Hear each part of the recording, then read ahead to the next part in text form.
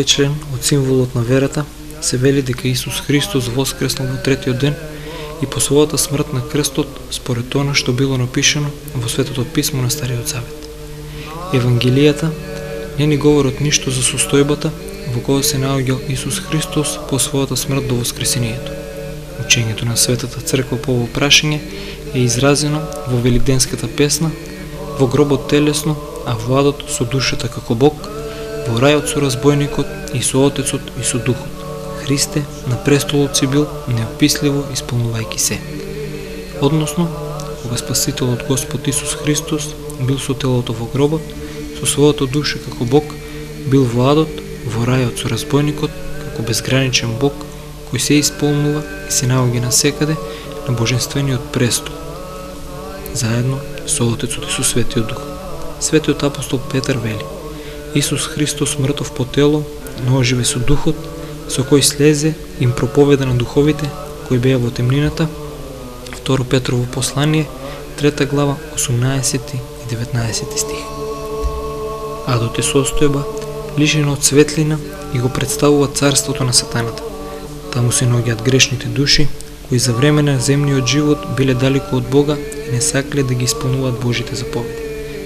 Таму слегол Спасителот по својата смрт, за да ги извести оние што се наоѓаат таму за својата победа над гревот и смртта и да ги ослободи од таму душите што со вера го чекале неговото доаѓање. Со своето слегување во адот го преплашил сатаната и го натерал да избега пред неговото лице, а им причинил безгранична радост на заробените души што страдале и го чекале со вера. Исус Христос и таму го проповедал Светото Евангелие, покажал и докажал од ја победил силата на сатаната и на неговото царство, дека ја победил и самата смрт. И сите што го прифатиле неговата проповед со вера се спасиле.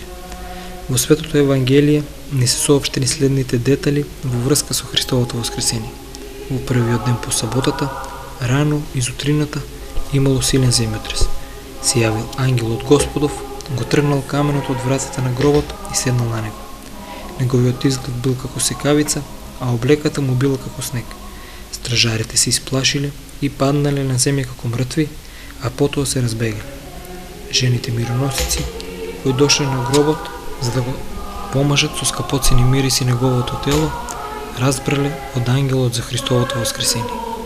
Самиот Господ Исус Христос уште истиот ден им се јавил на Марија Магдалена, на другите мироносици, на апостолот Петар, на двајцата ученици што патувале за Емаус и на сите апостоли, освен на апостолот Тома.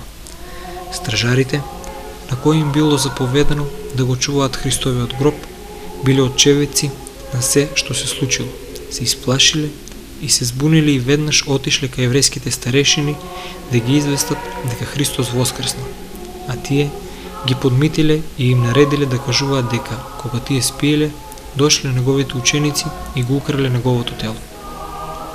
Жените мироносици биле први од Христовите следбеници кои дознале за неговото воскресение. Во Светото Евангелие се вели: додека се чудеа на тоа, одеднаш пред нив застанаа двајца мажи во светла облека, тие се уплашија и ги наведнаа своите глави, а овие им рекоа: зошто го барате живеот меѓу мртвите? Он не е овде, а воскресна. Во текот на 40 дена Исус Христос им се јавува многу пати на своите ученици, а во Галилеја им се јави одеднаш на повеќе од 500 души. Прво послание до Коринтијаните, 12 глава, 6 стих. Разговарал со нив за тајните на Божито царство, јадал со нив и правил чуда. Дела на светите апостоли, 2 глава, 14 до 41 стих. Што значат зборовите според писмото? Христос воскреснал во третиот ден, според она што било пророчено за него и запишано во Светото писмо. Свети апостол Павле пишува: ви го предадов нанапред она што го бев примил, дека Христос умрел за нашите гревови според писмото, дека он беше погребан и дека на третиот ден воскресна според писмото. Прво послание до Коринтијаните, 3 и 4 стих. Светиот апостол Петар и светиот апостол Павле пророштвото за воскресението на Исуса Христа го гледаат во зборовите на псалмопевецот Давид: бидејќи ти нема да оставиш душата моја во пеколот и нема да му дадеш на твојот светија да види гниење. 15 псалм 10 стих. А самиот Спасител го посочил примерот на пророкот Јона, кој 3 дена бил во утробата на еден кит. Книга на пророк Јона, 2 глава, 1 стих, како праслика на неговото 3-дневно престојување во гробот. Случај на воскресение на мртви имало и пред воскресението на Исуса Христа. Пророкот Илија го воскреснал синот на вдовицата во Сарепта, пророкот Елисеј, синот на жената од Сунам, Господ Исус Христос го воскреснал синот на Наинската вдовица, ќерката на Јаир, 4-дневниот Лазар, но овие што воскреснале пак умреле, а Христос, откако воскресна од мртвите, нема веќе да умре. Смртта веќе нема власт над него, неговото тело воскреснало за вечен живот. Христовото воскресение, најголемото од сите чуда, има големо значење за нашата вера. Според учењето на апостолите, тоа сведочи дека воскреснатиот Христос е Бог и дека неговото учење е божествено, дека на вистина ги побила смртта и гревот, а нас не оправда и не спасил, и дека и ние слично на него ќе воскреснеме. Светиот апостол Павле пишува: Христос воскресна од мртвите и со тоа стана првенец за умрените. Прво послание до Коринтијаните, 15 глава, 20 стих. Исто така, на друго место истиот апостол вели: знаејќи дека кој го воскресна Господа, он ќе не воскресне и нас преку Исуса и ќе не постави со вас. Второ послание до Коринтијаните, 4 глава, 12 стих. Ако делото на Исуса Христа завршише со Голгота, со неговата крстна смрт и изгнивањето на неговото тело во гробот, нашата вера не би имала никаква смисла. Тогаш он би бил како и сите други луѓе, кој се самоизмамувал и нас не мамил дека ќе воскресне. А не воскреснал и како што вели светиот апостол Павле: ако пак Христос не воскресна, суетна е верата ваша, вие сте уште во гревови. Но со своето вистинско воскресение, недокажаниот факт во светската историја, Исус Христос докажал дека е навистина Бог и Богочовек и дека направил се што било потребно за нашиот духовен препород и за нашето спасение.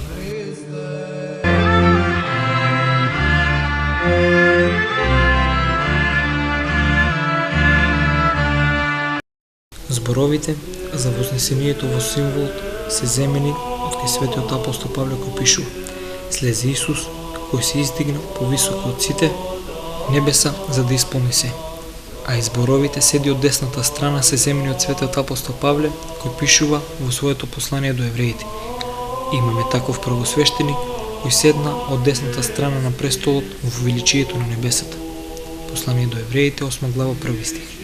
Исус Христос се вознал на небото во 40-тиот ден во своето воскресение, откако им се јавил на своите ученици и им дал уште некои полуки.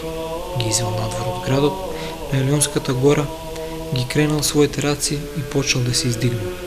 Светиот евангелист Лука пишува: и кога се вознесуваше, се оддели од нив и се вознесуваше на небото. Евангелие според Лука, 24 глава, 51 стих. Истиот свет писател во новозаветната историска книга, во делата апостолски, поопширно го опишува овој настани вели: и додека гледаа кон небото, кога се вознесуваше он, наеднаш пред нив застанаа двајца мажи во бела облека и рекоа: луѓе галилејци, што стоите и гледате кон небото? Ово Исус, кој од вас се вознесе на небото, ќе дојде пак на истиот начин, како што го видовте да оди на небо. Тогаш тие се вратија во Ерусалим колку пат од еден саботен ден. И кога дојдоа, влегал во горната одаја, каде што живее. Дела на светите апостоли, 1 глава, 10 до 13 стих. Откако ја завршил својата служба на земјата, Спасителот се вратил во своето вечно живеалиште и седал одесно на Отецот, еднаков во чест и слава со Бога Отецот и со Светиот Дух.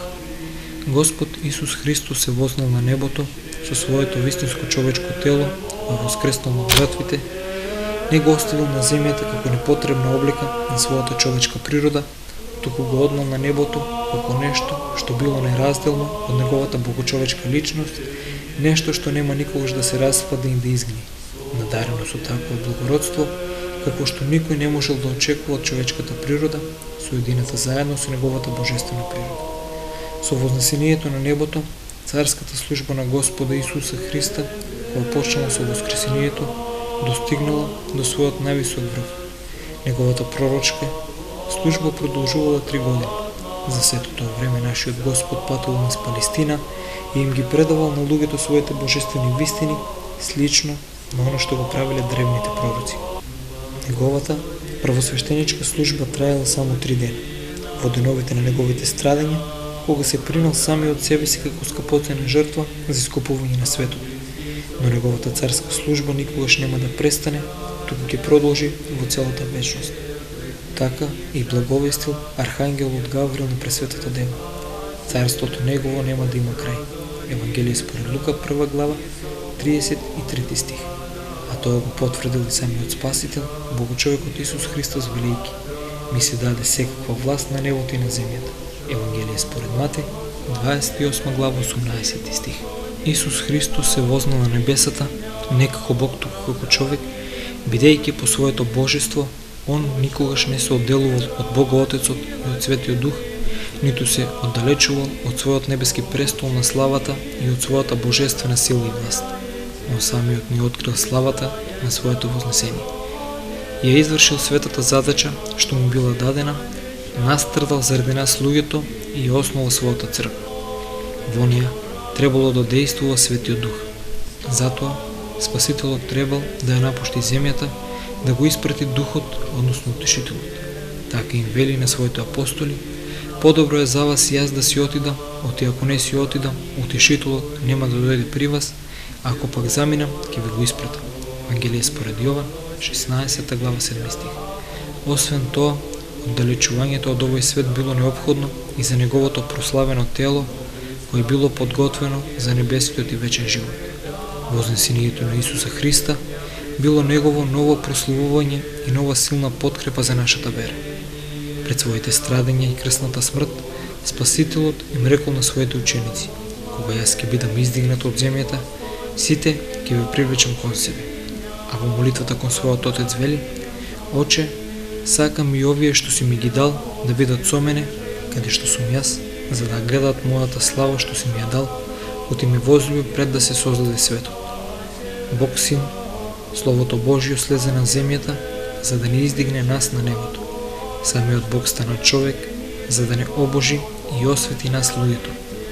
Ова е основата на целокупното црковно и светоотечко богословие. Со своето вознесение на небото, Он не увери сите нас што веруваме во Него, дека сега и за нас е отворен патот кон небото и кон онаа слава што ја добила неговата човечка природа. Он е веќе на небото и сите што веруваат во Него ќе бидат таму каде што е Он од Бога, прославениот Богочовек.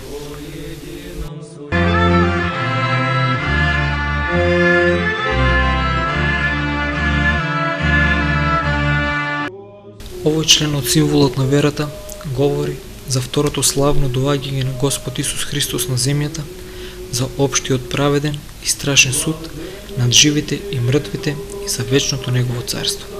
За второто доаѓање на Спасителот на земјата и за општиот суд апостолите дознале од Него самиот уште пред Неговите страдања, но непосредно пред вознесението на Елеонската гора, двајцата ангели им соопштили на апостолите велејќи: луѓе галилејци, што стоите и гледате кон небото? Ово Исус, кој од вас се вознесе на небесата, ќе дојде повторно на истиот начин, како што видовте да оди на небесата. Дела на светите апостоли, 1 глава 11 стих. Исто така, врз облаци и во неговото човечко и прославено тело. Второто доаѓање на Исуса Христа на земјата сепак ќе се разликува од неговото прво доаѓање. Тогаш дошол мирен, скромен и понижен, а вториот пат ќе дојде со слава и со сила. При првото доаѓање бил роден во пештера меѓу добиток, а во второто ќе дојде седнат возвишен на престол. Тогаш по него оделе сиромашните ривари, а во второто негово доаѓање со него ќе дојде безбројно множество на ангелските сили. Тогаш бил суден и осуден, го тепале, се подбивале со него и го распнале на крст, заедно со злосторници и разбойници, а со второто доаѓање Он ќе ги суди оние, чиј живот бил постојан бунт против Бога и против Неговата света волја. Еве што вели самиот Господ Исус Христос за своето второ доаѓање. А кога ќе дојде Синот човечки во својата слава и сите свети ангели со Него, тогаш ќе седне на престол во славата своја и ќе се соберат пред него сите народи, па ќе ги оддели едни од други, како што овчарот ги одделува овците од козите. Евангелие според Матеј, 25 глава, 31 и 32 стих. Првиот пат Спасителот во светот дојде да ги научи луѓето, да им ги каже вечните вистини, да настрада за нив и да го спаси светот. А вториот пат ќе дојде да побара од нив одговор за тоа што се користеле со даровите што им ги дал првиот пат. Он ќе дојде да му суди на светот, да им суди на луѓето, бидејќи Отецот му го дал тоа право, затоа што он се жртвувал за неговото спасение. А врз основа на што ќе му суди Исус Христос на светот? Врз основа на светото Евангелие. Секој што поверувал во него, во неговото свето Евангелие и живеел според евангелските заповеди, ќе застане од десната страна на небесниот и праведен судија и ќе влезе во радоста на вечниот живот. А секој што не поверувал во Христа, во неговото свето Евангелие и го правил она што е спротивно на евангелските заповеди, ќе биде поставен од левата страна и потоа ќе биде фрлен во вечниот оган, кој ќе биде подготвен за сатаната и отпаднатите ангели. Верата во Христа без добри дела не е доволна за оправдание на Христовиот суд и за добивање на вечен живот, но и самите добри дела без верата не се доволни за вечното спасение. Во светото Евангелие читаме: тогаш царот ќе им каже на оние што му се од десната страна: елате благословени од мојот Отец, наследете го царството подготвено за вас од почетокот на светот, зашто гладен бев и ми дадовте да јадам, жеден бев и ме напоивте, странец бев и ме примивте, необлечен бев и ме облековте, болен бев и ме посетивте, во затвор бев и дојдовте при мене. Тогаш праведниците ќе му одговорат и речат: Господи, кога те видовме гладен и те нахранивме, или жеден и те напивме, кога те видовме странец и те прибравме, или необлечен и те облековме, кога те видовме болен или во затвор те посетивме. А царот ќе им одговори и ќе рече: вистина, вистина ви велам, доколку сте го направиле тоа на еден од моите најмали браќа, мене сте ми го направили. Тогаш ќе му каже на оние од левата страна: одете си од мене проклети во вечен оган, подготвен за ѓаволот и неговите ангели. Зашто гладен бев и не ми дадовте да јадам, жеден бев и не ме напоивте, странец бев и не ме облековте, болен и во затвор бев и не ме посетивте. Тогаш и тие ќе му одговорат и речат: Господи, кога те видовме гладен или жеден или странец, или необлечен или болен, или во затвор и ме те послуживме, тогаш ќе ви одговори и рече: доколку не сте го направиле тоа на еден од овие најмали браќа, мене не сте ми го направиле, и тие ќе отидат во вечна мака, а праведниците во живот вечен. Евангелие според Матеј, 25 глава, 34 до 46 стих. Кога ќе биде второто доаѓање на Спасителот, последниот суд и крајот на светот? Никој од луѓето, па дури ни ангелите не знаат кога ќе дојде Христос ќе му суди на светот. Спореди со Евангелие според Матеј, 24 глава, 36 стих. Денот Господов ќе дојде ненајдено, како што доаѓа ноќниот крадец без предупредување. Има еретици, како што се адвентистите и хилијастите кои велат дека знаат годината, па дури и денот кога ќе дојде Христос и ќе го установи своето 1000-годишно царство на земјата, за кое време ќе јаде и ќе пие со нив како со своји избраници. Меѓутоа, овие еретици се отсудени од своето сопствено минуто, во кое често ги одредувале точно годината и денот на второто доаѓање на нашиот Господ, и сите нивни предскажувања се покажале неточни и не се исполнени. Нивната безумност и гордост се осудени од самиот Господ Исус Христос, кој сосем отворено и јасно рекол во врска со времето кое ќе биде неговото второ доаѓање. Не е ваше да ги знаете времињата или годините што Отецот ги задржал во својата власт. Секој треба да биде секогаш готов за пречекот на тој ден. Затоа Господ не предупредува и вели: бидете будни, оти не го знаете ни денот ни часот кога ќе дојде Синот човечки. Евангелие според Матеј, 25 глава, 13 стих. Според светиот апостол Петар, Господ го одлога своето второ доаѓање и нема да задоцни со својот завет, како што некои мислат за бавењето, но долгото време трпи, бидејќи не сака да изгине некој, туку сите да се обратат кон покаяние. Но иако Господ не го определил точното време на своето второ доаѓање, сепак ни соопштил преку апостолите некои знаци по кои може да се види како се приближува тоа време. Тие знаци се: Евангелието ќе им биде проповедано на сите народи во целиот свет и целиот Израел ќе се обрати кон Христа. Со ширењето на Евангелието ќе се расшири и злото во светот. Ќе се појават многу лажни пророци, верниците ќе бидат измачувани и убивани и како последица на намалената вера и љубов ќе се умножат несреќите, земната омраза, болестите, војните и друго. Во природата ќе настанат страшни појави, земјотреси, необични замрачувања на сонцето и месечината, паѓање на ѕвезди, а најпосле ќе се појави на небото и знакот на Синот човечки. Ќе се јави антихристот, противникот на Христа, човек полн со престапи и беззаконија. Тој ќе биде под закрила и раководство на сатаната и ќе биде особено горделив. Ќе се прогласи за Бог и ќе бара почести што му припаѓаат само на Бога. Тој ќе проповеда лажно учење, ќе прави чуда со силата на сатаната, ќе настојува да го уништи христијанството, а самиот ќе загине на најстрашен начин. Антихристот ќе владее на земјата 3,5 години. Но Господ ќе ги брани своите следбеници и нема да дозволи да пропаднат нивните души. Ниеден од оние што веруваат во него и го повикуваат на помош нема да загинат.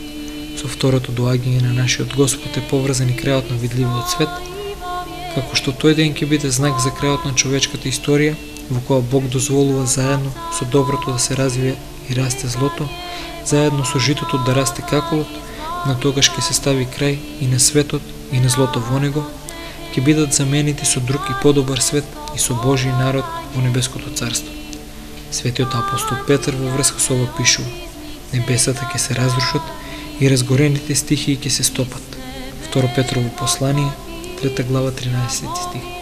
Овој стих завршува со зборовите: неговото царство не ќе има крај.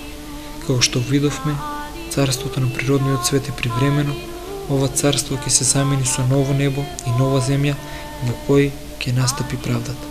Второ Петрово послание, 3 глава 13 стих. По кое ќе дојде царството на славата, кое ќе биде вечно. За ова царство се вели во символот на верата дека ќе биде вечно.